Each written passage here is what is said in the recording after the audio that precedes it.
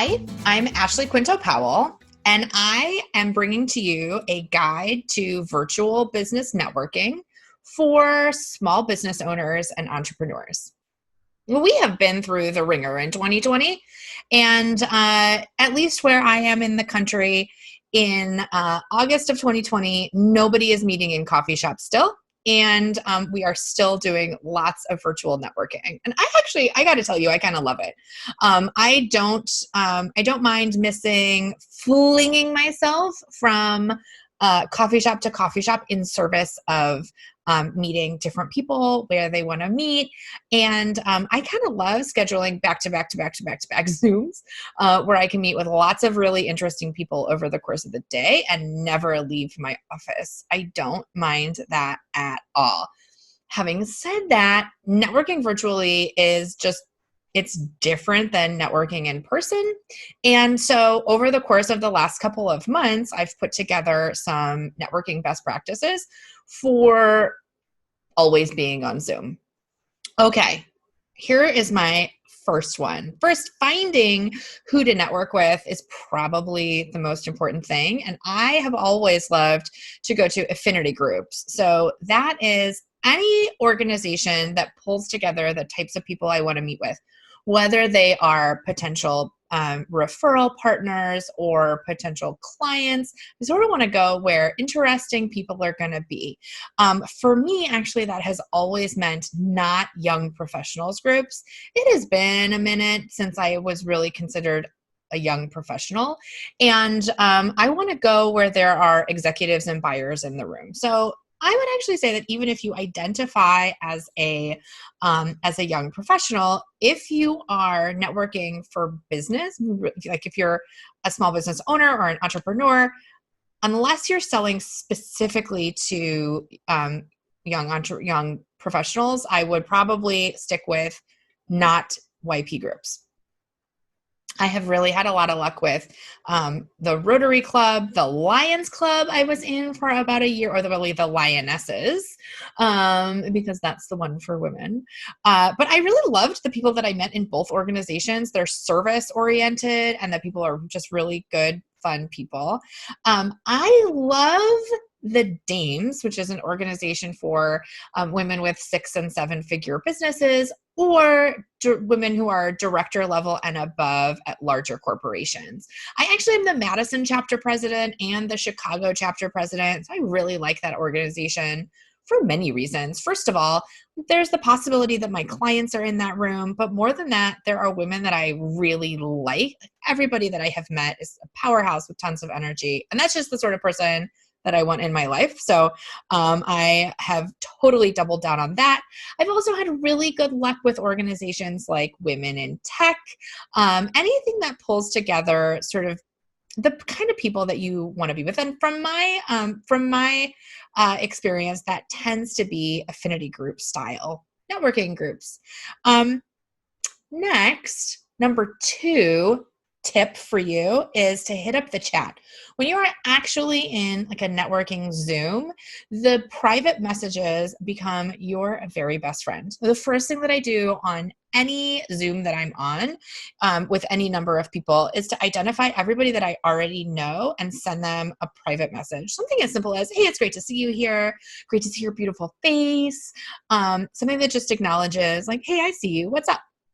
And that makes people feel really special, which is kind of the point anyway. So I love doing that. And then I send private messages throughout the rest of the networking event to somebody who said something interesting, or if I didn't get a chance to respond, if I didn't unmute myself, for instance, fast enough, I'll send, hey, I really liked your point about that other thing. I'll send that in a private message. And you really have an opportunity to be talking and typing in a way that gets lots of work done and can still form really authentic relationships with new people that way. Okay, so after the networking event is done, one of the things that you should absolutely do is go back and invite everyone to connect with you on LinkedIn. I think LinkedIn is such an effective networking tool, and adding people from that group, say, hey, nice seeing you at the virtual Rotary Club meeting the other day. I'd love to stay connected. That's all you need. And the people that you do know, just a quick refresher message. Nice seeing you on that call. Okay, number 4, schedule virtual coffee afterwards. This is like sort of the key, right? If you don't follow up, if you just show up at a networking event and then don't do anything with the great authentic relationships you're building, that can be really tough. So I would definitely schedule coffee afterwards. And the way that my outreach like that sounds is, hey, it was great meeting you at the Dames event. I'd love to hear more about your business and what you're up to. How about coffee next week? Here's the link to my calendar. That can be really effective. And I would highly recommend that you move someone from being like a general networking person who's also on the call to being a friend. That's how you do it. It's those invitations to Zoom coffees. Okay, here's a tip that is effective in person or virtually, and that is to have a project to talk about that is not necessarily business related. So the reason that people hate networking is because they are afraid of or remember being in situations where things got really awkward. Either you had nothing in common with someone, or you just didn't hit it off. Those are terrible. I have had my fair share of those. But the way to limit how many of those you have is to be, frankly, a really interesting person who can carry more than half of the conversation. I will say about networking conversations, I'm pretty adamant that you only have to carry half of the conversation. You don't have to speak for 60 minutes. If you have an hour-long meeting, you don't have to speak for 60 minutes. You have to speak for half of it, sure, and you have to ask some questions, but the other person is definitely responsible for half of the conversation. And so if you're doing your due diligence and asking questions and they are not, that's kind of on them. You've done your thing. Okay, but one of the ways to have stuff to talk about is to have a non-business project.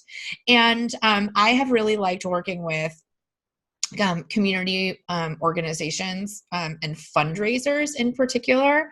So take the Leukemia and Lymphoma Society, which is an absolutely unassailable organization. They do lots of fundraising for cancer research. They're really lovely people.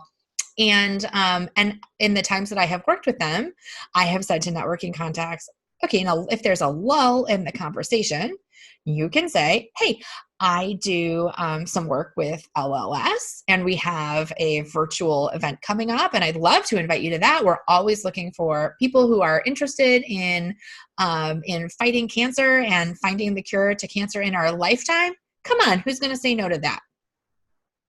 Other great ways to talk about it are, hey, I'm taking a class that I think is really interesting on happiness, and actually it's a free course. So I'd love to tell you about that, and some of the stuff that I have been mulling over lately. Those are also really, really good things to have in your back pocket.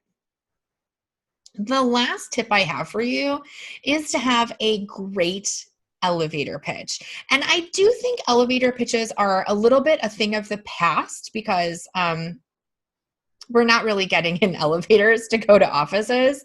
And I should hope that our executives are a little bit either more or less accessible. But I think it's important to have a good way to talk about yourself and to introduce yourself. So maybe instead of elevator pitch, I mean a good introduction or a good way to talk about what you do.